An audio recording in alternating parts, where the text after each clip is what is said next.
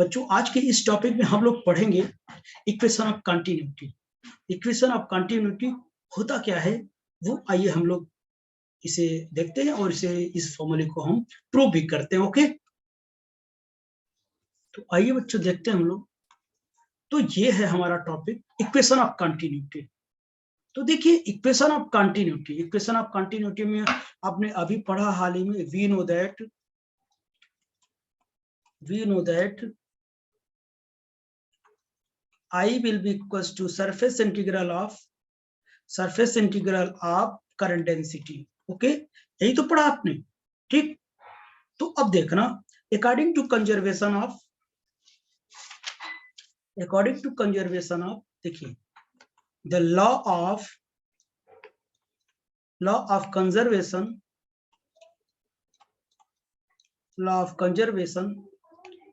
Of charge is demands that the charges must be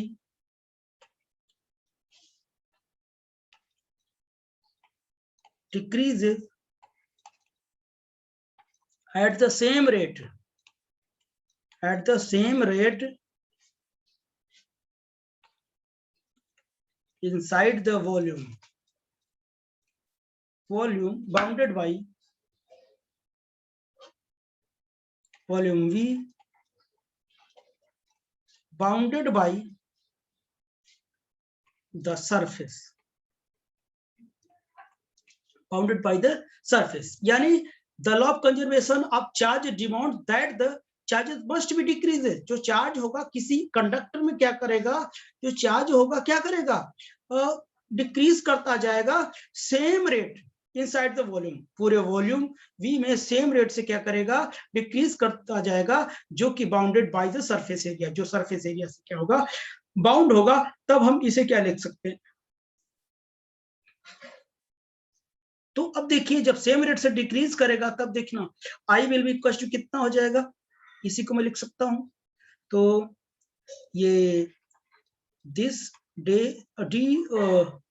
J dot ds will be equal to कितना हो जाएगा, minus d Q in by कितना dt। Same rate से क्या करेगा, ये डिक्रीज करेगा। अच्छा, अगर ये इतना लिखा गया है तो बताइए J dot ds will be equal to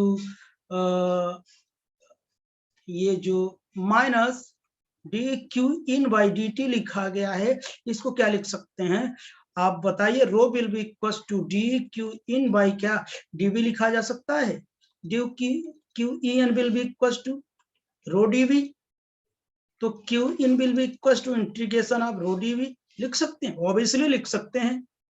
तो जे डॉट कितना ds हो जाएगा, will be equal to minus बाहर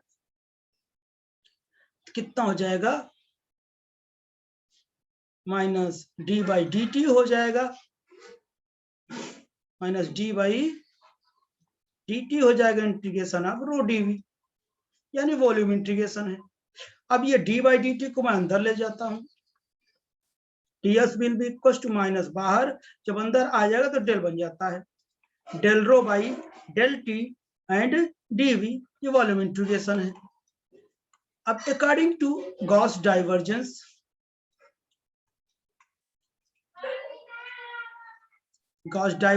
थ्योरम क्या होता है, ये सरफेस इंटीग्रल को क्या बना देता है, वॉल्यूम इंटीग्रल में बना देता है। यानी ये कितना वॉल्यूम हो जाएगा, डाइवर्जेंस ऑफ जे डीवी। अब इसकी वैल्यू उठा के यहाँ पे पुट कर दूंगा, ठीक बच्चों, चलो पुट कर दिया। तो volume integral divergence of J d v will be equal to minus del rho by del t into d v. देखिए दोनों तरफ वॉल्यूम के रिस्पेक्ट में हो रहा है इंटीग्रेशन, और ये वॉल्यूम इंटीग्रेशन है, हट जाएंगे, कटता नहीं है ना, काटेंगे नहीं हम लोग, ठीक।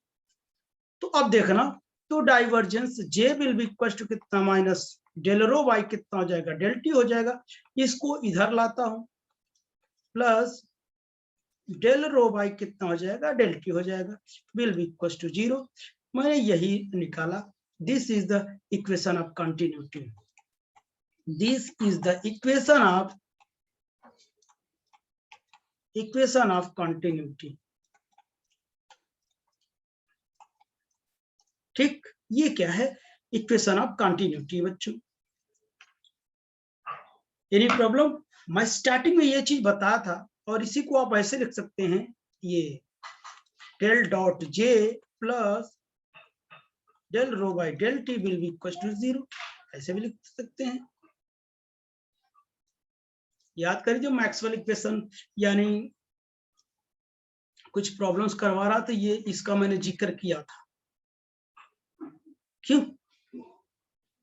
तो अब देखना, थोड़ा आगे देखना। अब ये तो मैंने लिख दिया, यानी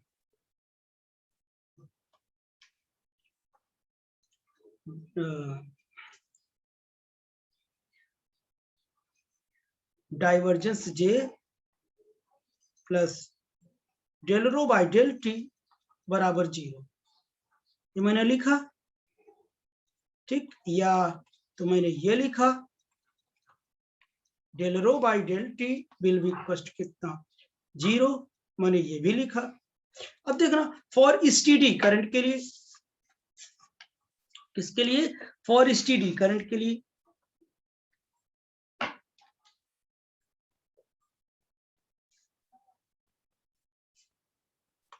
for steady current, for steady current के लिए, स्टीडी करंट लगातार फ्लो करती रहे, तो del rho by del t क्या होता है, 0 होता है स्टीडी करंट के लिए।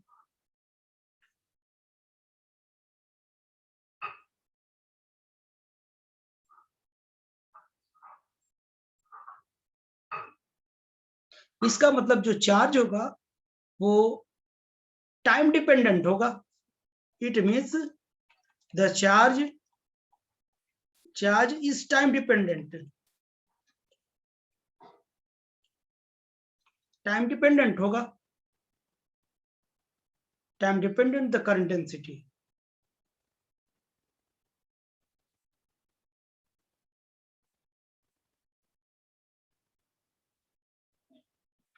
इसका मतलब जो चार्ज होगा वो टाइम डिपेंडेंट, जब टाइम डिपेंडेंट होगा तो ये स्टडी नहीं होगा। इसका मतलब हम यहां लिखेंगे, it means the charge is time independent, independent लिख लो, चार्ज इज टाइम इंडिपेंडेंट।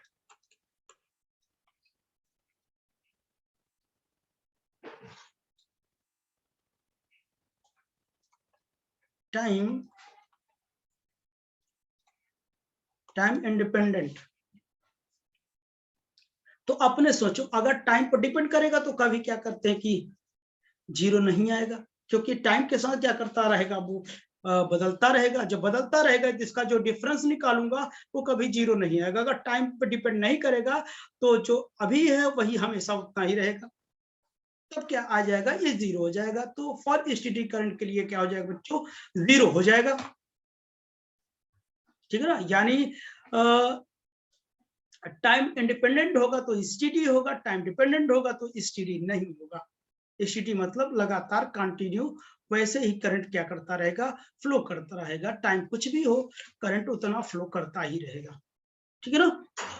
तो अब तब बताइए, अब तब मैं इसे क्या लिखूं, J dot will be equal to कितना हो जाएगा, 0 हो जाएगा, ये लिखो। या तो divergence J will be equal to कितना, ये।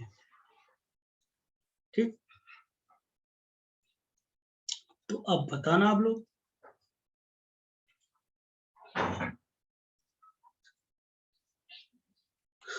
अब बताना बेटा। ठीक है, तो ये इक्वेशन होगा, यानी जब क्या होगा, स्टीडी करंट होगा।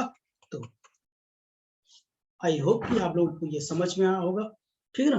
अब चलिए हम नेक्स्ट टॉपिक की ओर चलते हैं। ओके बच्चों।